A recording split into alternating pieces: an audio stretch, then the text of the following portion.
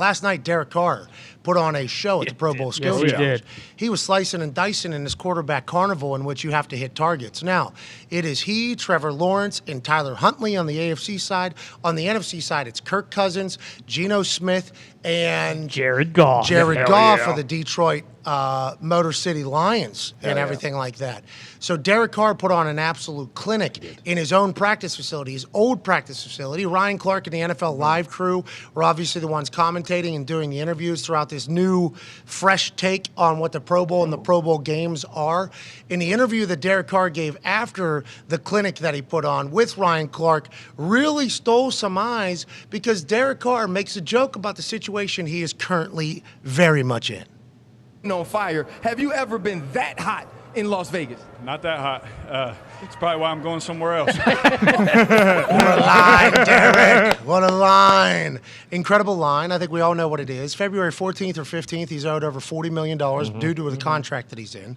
He said that he will not be changing that clause in his contract to help facilitate a trade or anything like that. So whoever's trading for him will have to pick up that $40 million. I do believe there's a chance they could cut him, and I think the Raiders will get it, but no conversation has been about that. It comes a time when it comes time to move on, and that's this time. I have a no trade clause, and there's a certain date money is guaranteed, or I'll be a free agent. There have been convos between Dave Ziegler and my agent and me from NFL Network, introspective and reignited Derek Carr on his future from Cameron Wolf. Interesting phrased tweet there from Cameron Wolf, who normally does an incredible job. Derek Carr's on the move. Is he going to Tampa Bay after Tom Brady's retirement? Is he going to the Jets? Is he going to the Indianapolis Colts? And I'll tell you what, after what I saw last night, I know that this was something that we all mocked and ridiculed, including me. Let's not put a blue jersey on Derek Carr just yet.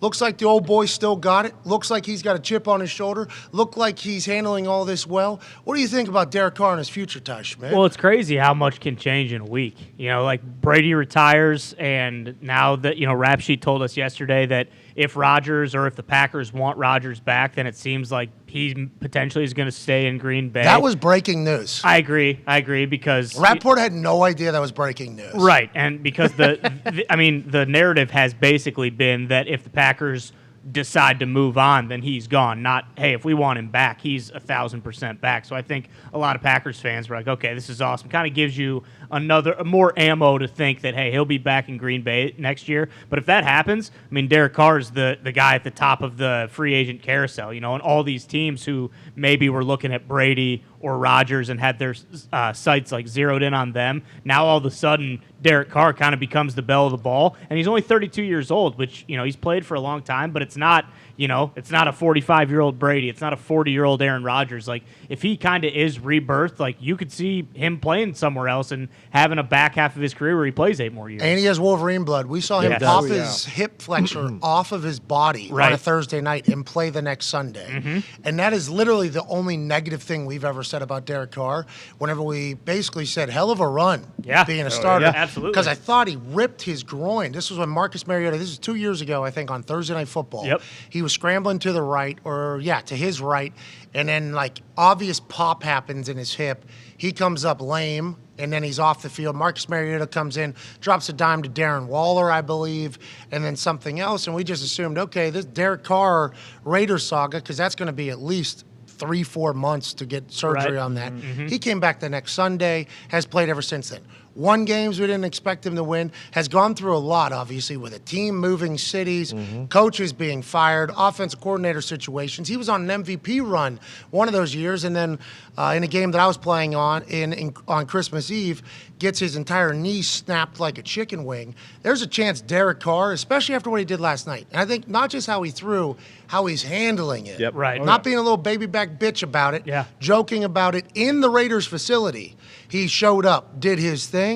I think there's a chance that Derek Carr is going to be the belle of the ball all of a sudden in this whole traded quarterback situation, even though his cap hit is rather large. Yeah, and it kind of feels like with that, in regards to that, if they cut him before that day, I think it's only $5 million for the Raiders. So and a lot of people are saying the trade seems a lot less likely now because of that cap hit and because of the time frame here in the next 2 weeks. But it kind of feels like a poor man's Matt Stafford situation to me, where obviously Stafford has all the arm talent, played well at times, obviously in Detroit, but that organization's a dumpster fire. Was. People Still haven't made the playoffs, but people was. the Raiders are very, very similar. They haven't won a playoff game in over 20 years there, too. But then you look at it, like the entire NFC South could use them. Literally every single team in the NFC South. The Jets, Titans, and Commanders potentially are the other ones that I was. Colts too. Need a quarterback. Yeah. I just figured they can't go down that road again. Oh, we can, pal. We have 4 rounds of interviews going on for the head coaching thing. And I don't know if that's just delayed to maybe get a real interview with who they actually won, who's maybe still in the Super Bowl, and they've just been kind of passing the buck down the line or whatever. But they're going into a 4th round of interviews. And if you need that many times talking to somebody to find out if they're the person, will it be a vet like Derek Carr who balled out last night, AJ? There's a guy that climbed my trade for him board last night quickly. Not only because he slang that pill incredibly, hitting targets and beating everybody and getting a win for the AFC, who's currently up 9-3. Each one of these events was worth 3 points. There was 4 events, including dodgeball, water balloon toss, jugs catch, quarterback carousel. 9-3. Long drive, so it must be more than that. That'd be 5. Interesting. See, I like this kind of stuff. I still wish they were driving the golf carts, but I like this. Yeah. Some of those clips felt like some of those golf carts were working with some of those quarterbacks. Yeah. Some are flying by, some are in rabbit, some are just in old turtle. Yep. You know what I mean? Going at different speeds. I was at one where it broke down. I was at the mid-round? The ESPN Skills Challenge whenever I was coming out of college. It was the day after the Senior Bowl in Mobile. I've told the story. I missed the flight out of Mobile to Orlando to do the Skills Challenge. I get there, obviously trying to catch up with all the rules and everything, and the quarterbacks, the golf cart broke down in the middle of it. It was awesome. Just sat there, right in the middle. The one quarterback that was up was just pegging it, boom, boom, boom, boom, boom. Because that's what competitive people do, and I think that's what you got to see out of the Pro Bowl games last night. Competitive juices fly. Like in the middle of that dodgeball, they were tweaking the rules, cheating the rules. There was once only 2 balls available for a certain stage of dodgeball. Ended up being 6 in there because all the teammates were just kicking them in. Hey. Like that's what you're going to get whenever you get some of the most competitive dudes on earth competing in different things. I enjoyed it, but Derek Carr, throwing the ball, and then the way he handled it afterwards. I don't know if you've heard the video yet or the interview. Here's Derek Carr after putting on a show and lighting up the quarterback carnival last night to win one for the AFC. On fire. Have you ever been that hot in Las Vegas? Not that hot. It's probably why I'm going somewhere else. Get it? Hey, you get it. Great question by Ryan Clark. The NFL Live crew was all over that thing last night, all over it on the ground. Dan Orlovsky was at a driving range. Ryan Clark had a microphone. Swagoo, RG3, Laura, and Mina was there. Yep. Mina was not initially marketed to be there. The NFL Live crew was running rampant all over it. Good to see them out there. But did you like that at Derek Carr? I loved it. I love the fact that he addressed it, AJ. Yeah, I'd like it. I think it's good. He's handling it the right way. He's not hiding from it. He's not running. And all I could think of, though, whenever I hear him speak, is Ty doing his post-game presser. Which from the, I'm happy week that was. I'm happy we saw this instead of because a lot of people were judging him strictly off of that, and then also him kind of getting kicked out of the building towards the end. Wild series of events for him. I think last night was a great one. Excited to see what Sunday brings.